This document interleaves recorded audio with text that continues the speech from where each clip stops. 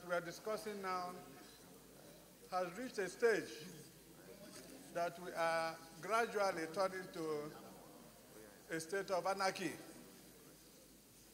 a situation where killings have come to become almost a daily occurrence.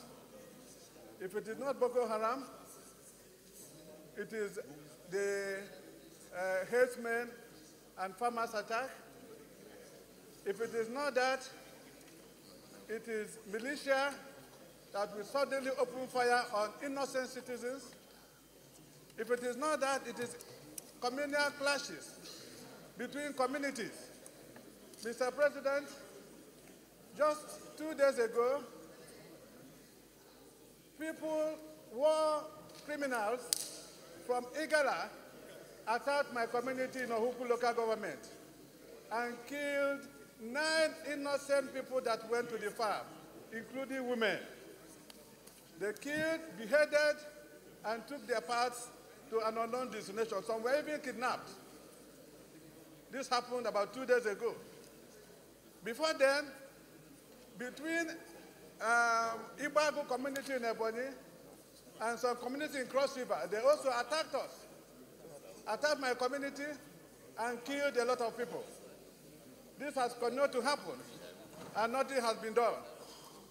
Mr. President, I suggest that we have come to a stage where this Senate should take very serious measures to mitigate this situation. It is not good always to stand up and have 1 minute silence every time, and it will continue to happen. I will suggest, Mr. President, if it is possible, can the National Assembly close to show the seriousness of the situation so that the government will know that they have a duty to address this unfortunate issue. The killing has become so much. Life has no meaning again. Hearing of killing doesn't make any sense again. Every day it is a daily occurrence. I suggest that this unusual situation requires an unusual approach.